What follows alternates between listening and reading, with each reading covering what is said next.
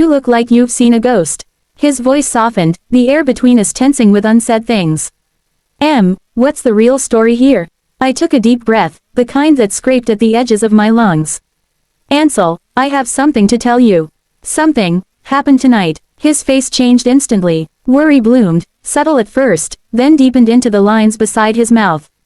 What do you mean? He asked. What happened? I hesitated, the words quivering in my throat. It's about Scout, but it's also about something else. Someone else. I could see the tension in his shoulders as he slowly set the glass down.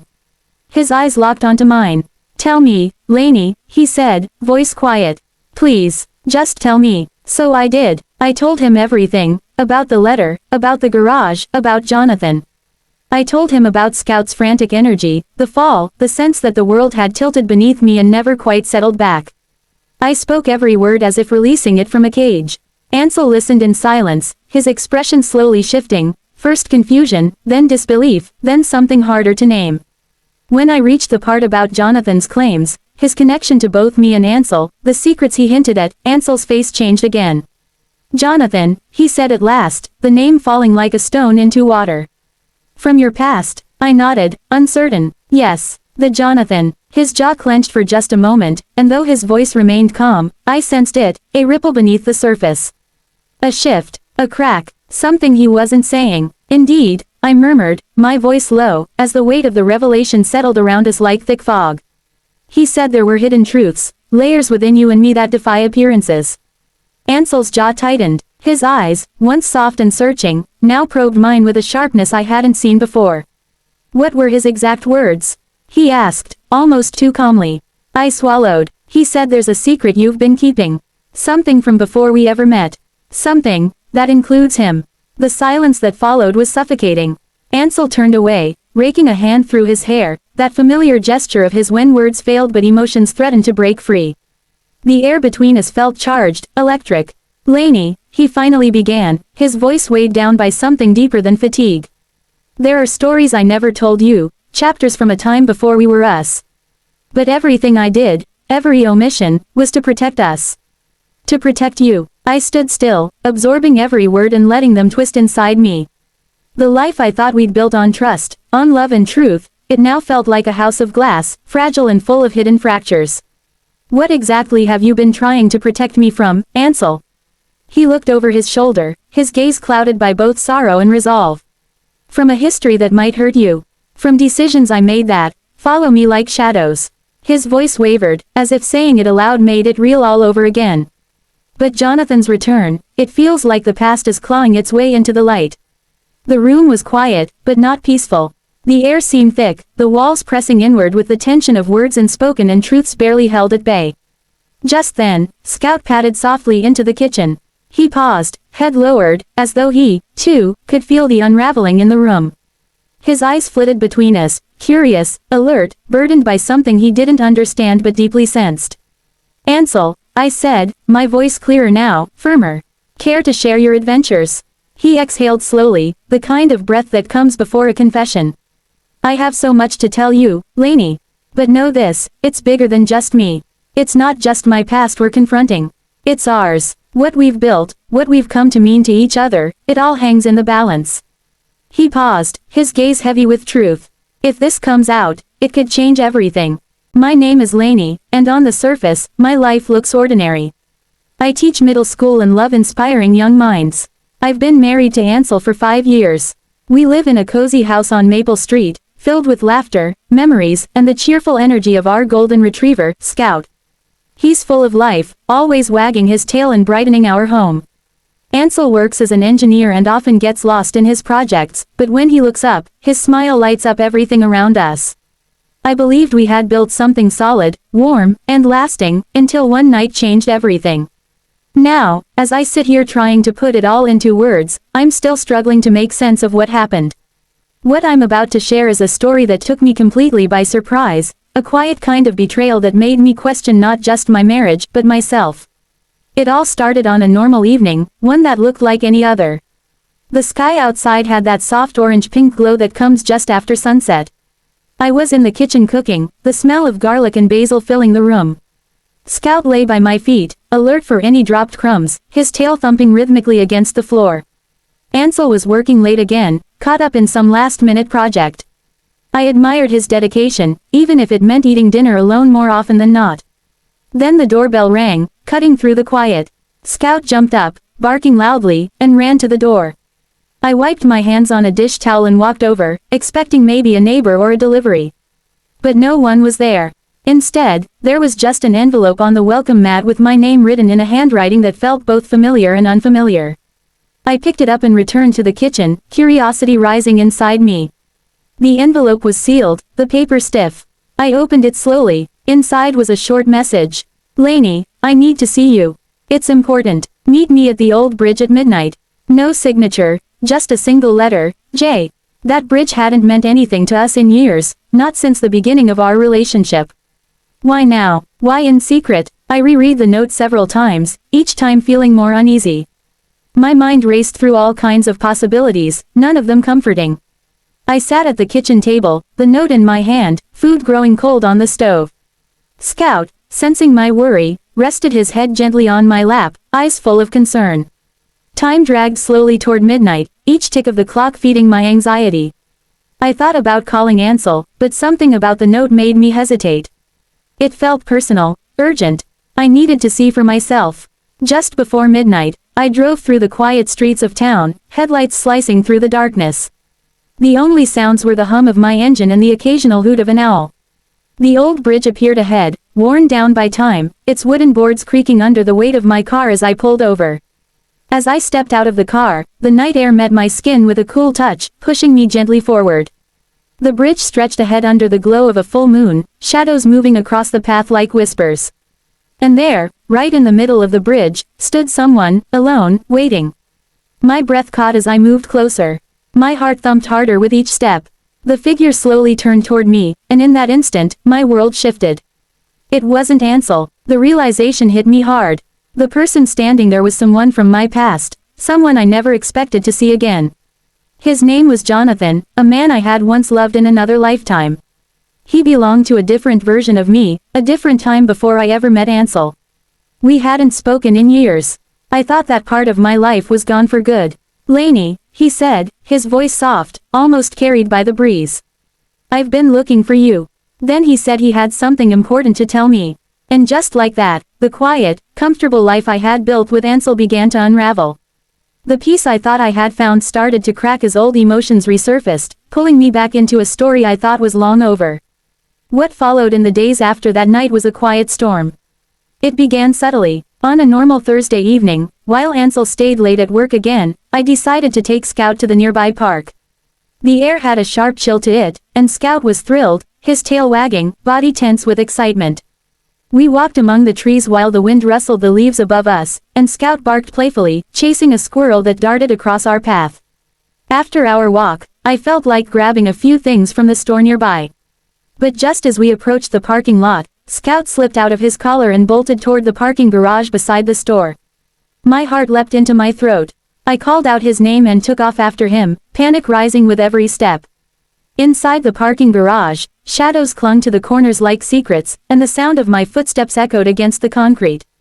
Scout's excited barks added to the noise, turning the moment into something strangely eerie. The walls felt too close, the air heavy. Every movement in the dark seemed like a trick of the eye. Finally, after chasing his trail through scattered debris and knocked over trash cans, I spotted him. He had made quite the mess, tail wagging like he didn't have a care in the world. Just as I reached out to grab his leash, I noticed something, or rather, someone, moving in the dim light. A shape stepped forward from the shadows, unfamiliar at first, but then my stomach dropped. It was him again, Jonathan, the same man from the bridge, the one who had shaken the foundation of my peaceful life just days before. He approached slowly, his expression unreadable, eyes locked on mine.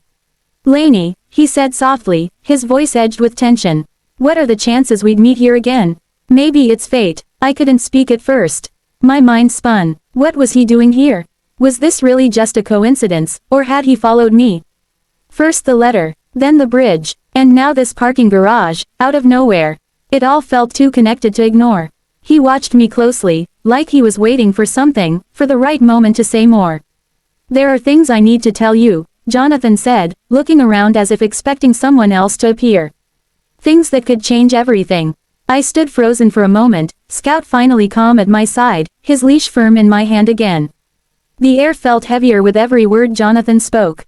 His presence carried the weight of something unfinished, something unsaid. I finally found my voice, though it shook with emotion. Jonathan, what are you doing here?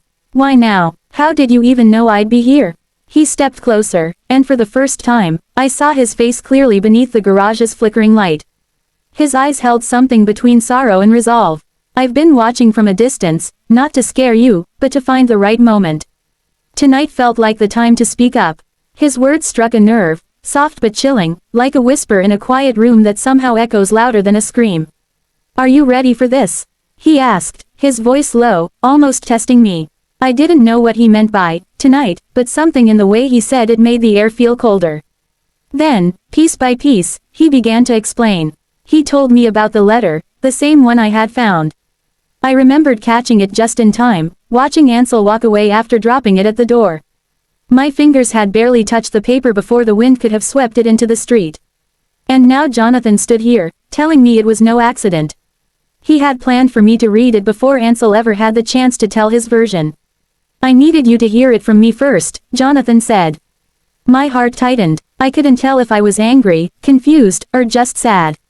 Everything felt heavy. All this time, I thought Ansel was my partner in every sense, my safe place. And now, Jonathan's presence hinted at something deeper, something darker. Was Ansel involved in all of this?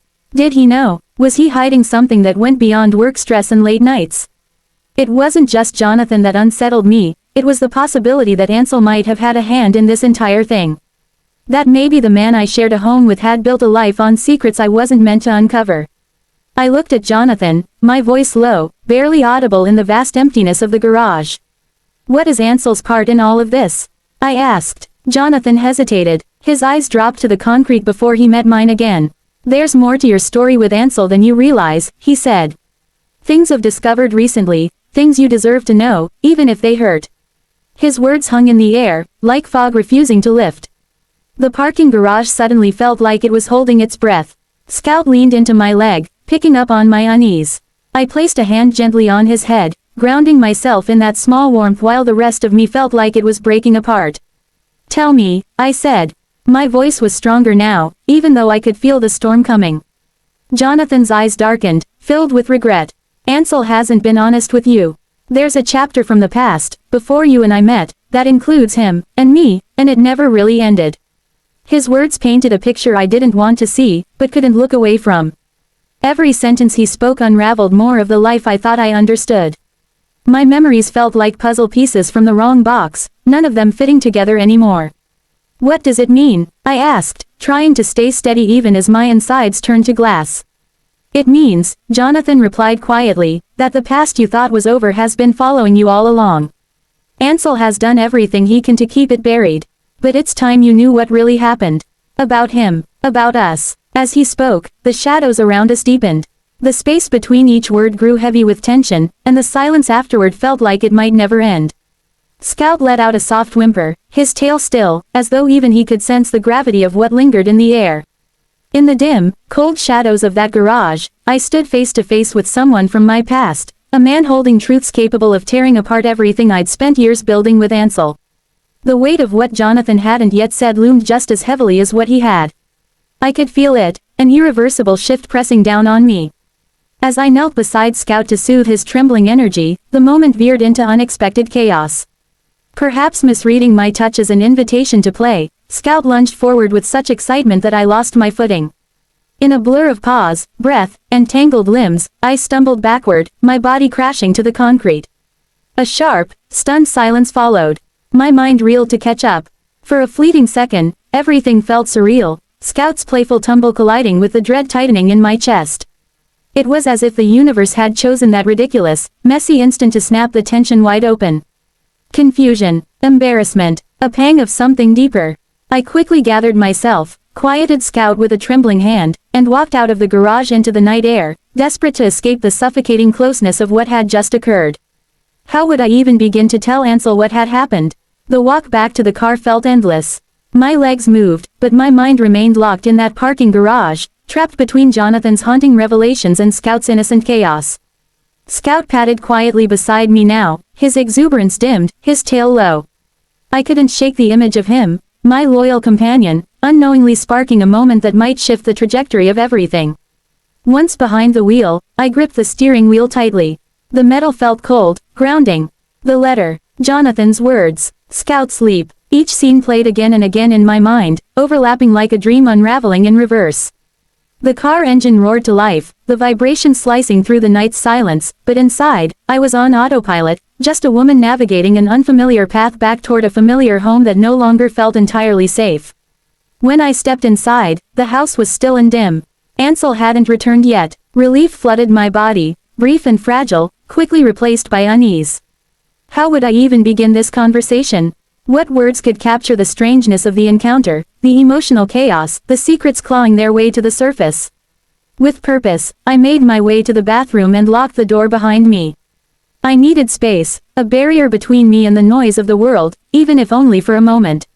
When I looked in the mirror, I barely recognized the woman staring back.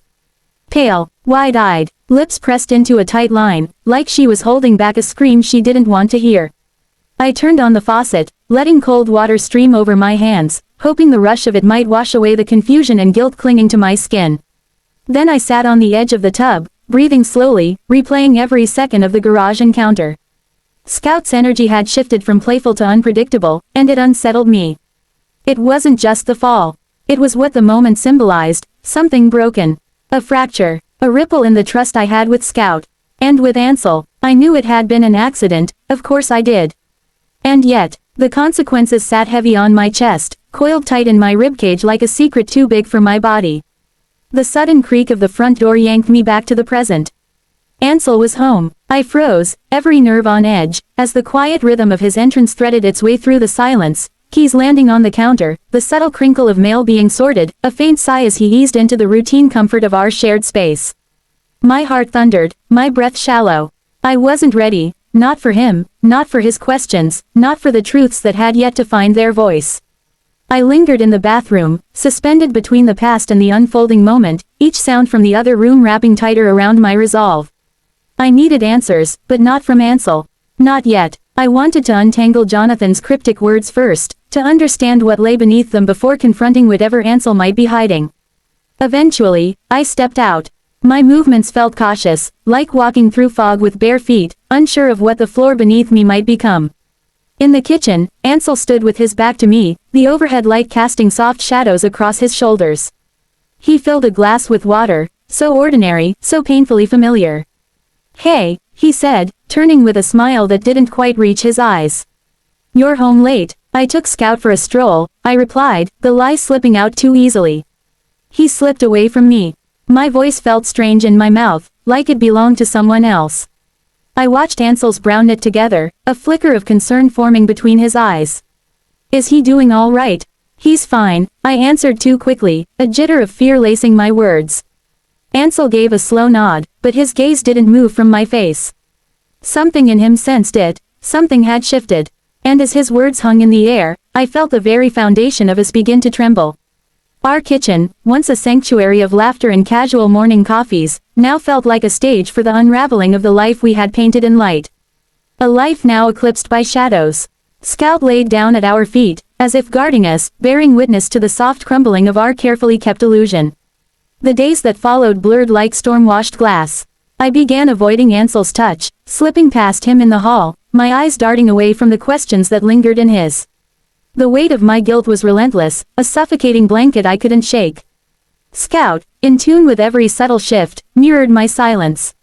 He stayed near but unusually quiet, his loyalty never in question, even as the humans around him spun in silence and secrets. I wanted to open up to Ansel. I wanted to trust him. But something held me back. Not just fear of what he might say, but fear of what I already knew. Instead of confronting Ansel, I retreated into the depths of my own mind, caught in a tempest of uncertainty and embarrassment. My thoughts swirled like a storm I couldn't escape, and I clung to the silence as if speaking aloud might cause everything to collapse. One quiet evening, Ansel finally sensed the distance I was building between us. He approached me gently, his presence unthreatening but firm, his voice tender, yet laced with concern. "Lainey," he said softly, "what seems to be the matter?" "There's something between us, something that wasn't there before." I stood frozen in place, thoughts circling but refusing to take shape on my tongue. 1,000 things screamed to be said, but trepidation sealed my lips. Could the truth really dismantle all we had so carefully built? I inhaled slowly. The air was thick with tension and expectation. "Ansel," I began, my voice barely above a whisper, "there's a story I haven't told you. And it involves Scout. But it's not what you think." His eyes sharpened, locking onto mine. The concern etched into his features deepened, mingling now with a growing uncertainty. "What happened, Lainey?" he asked, his voice kind, but taut beneath the surface. I hesitated, shame warming my cheeks. "It was a chaotic accident," I said too quickly, trying to soften the impact. "It happened in the garage." Scout, he was too excited. He lunged at me, and in the middle of the frenzy, he crossed a line. Ansel's eyes widened, his face moved from concern to disbelief in a heartbeat. "Unacceptable," he muttered. "Lainey, what exactly do you mean?" A flush burned through my skin. I hated the words before I even said them. It wasn't something I asked for. It wasn't planned. It just happened. He leapt at me, and I pushed him away, but the moment, it was a blur. I've felt nothing but shame ever since. Ansel took a sharp step back. His fingers threaded through his hair, that gesture I knew too well, a sign he was unraveling inside. He stared at the floor, then back up at me with eyes that no longer looked certain of anything. "Lainey," he breathed, "I don't even know what to say. This is a lot." "I know," I whispered, my voice trembling. "I've been pulling away because I didn't know how to face you with this. I wasn't sure you'd understand." There was a silence between us, taut and stretched thin like glass ready to crack. "And then, there's Jonathan," I added, almost afraid to speak his name. Ansel's head snapped toward me. The softness in his eyes vanished, replaced by an intense focus that startled me. "Jonathan," he said slowly, his voice dipping. "What does he have to do with this?" I swallowed the knot forming in my throat. "He found himself in the garage," I said quietly. "He was surrounded by echoes, memories that belong more to you than me. And he told me, he's been watching me. He mentioned a letter, the one you left behind." Ansel's posture stiffened, his whole presence seemed to shrink inward under the weight of something he didn't want to face. "He hinted at stories," I continued, "about you, about us. Secrets." The air shifted around us, thick and pressing. Ansel didn't move, he simply stood, absorbing my words like they were windblown ash from some long-forgotten fire. "Lainey," he finally said, almost defensively, "I've told you all the important things. Everything that matters, I've shared with you." "Then what is he referring to?" I asked, my voice calm, steady, needing clarity. "He says the secret connects to him. And to you. And to something you've tried to bury." Ansel said nothing. "He said the truth is surfacing now," I added softly, "whether you like it or not." Ansel's face became a canvas of turmoil. The usual serenity that anchored his presence had given way to something stormier, raw. I watched as emotions warred within him, ones he could no longer keep buried beneath the calm facade he wore so well. "Lainey," he began, his voice tight, "there are moments from before you and I ever met.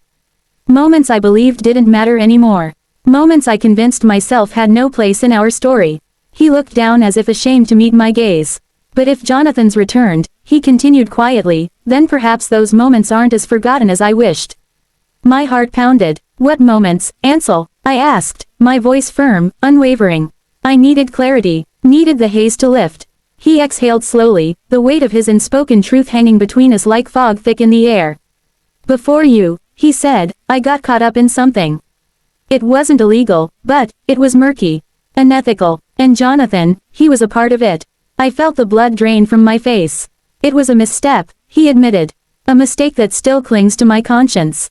I thought that by starting over, by building this life with you, I could lay it all to rest." "But what was it, Ansel?" I asked, stepping closer. "Tell me everything." He swallowed, his voice dropping to a fragile whisper. "It was a transaction. That's what it began as, anyway. But it evolved. Jonathan and I shared something deep, complex, and in some ways, dangerous." He looked up at me then, eyes hollow with regret. "We stood at a crossroads. And we made choices that cast shadows over people's lives. When I realized how far things had spiraled, I stepped away. I thought I was doing the right thing. I listened, numb and trembling. But Jonathan, he stayed. He embraced the chaos. And I've been trying to carry my share of the consequences ever since, quietly, without bringing you into it. I did it to protect you, Lainey. The tide of his words washed over me. A dense silence followed, and only then did the realization fully bloom. Jonathan hadn't come back for nostalgia, he'd returned as a reminder. A reckoning. Why? I asked. Why now? Why would he resurface? Ansel shook his head, helpless. I don't know. Maybe he wants closure. Or maybe he's in trouble. Maybe he needs something. But whatever it is, his return means our past, my past, is no longer content to stay buried. His gaze found mine again, searching, pleading. You have every right to be upset. The silence was deafening. The only sound was the clock ticking away behind us, each second stretching, taut with suspense. Scout let out a small whimper, his tail drooping as he padded nearer, sensing the tension that blanketed the room like dust. Ansel, I finally said, my voice cracking, why didn't you share this with me sooner? He looked broken, because I didn't want our love, our life, to be tainted by the weight of guilt. By judgment. His voice wavered. I didn't want you to look at me differently. I stepped closer, this time not in anger or fear, but with understanding. I looked at him, really looked, and for a moment, I saw more than just the man I loved. I saw the fractured soul beneath. I saw the quiet pain he had carried for so long. The human ache for redemption. We can't hide from this anymore, I said. Not you, not me. If Jonathan's brought the past to our doorstep, then we'll face it. Together. His eyes softened, something almost boyish flickering in their depths, a glimmer of hope, fragile and tentative. Thank you, Lainey, he whispered. Truly. And in that moment, though the shadows still loomed, I realized, we were no longer standing alone. I regret not sharing this with you sooner, Ansel murmured. We stood there in the thick, unmoving air, saturated with secrets neither of us had wanted to confront.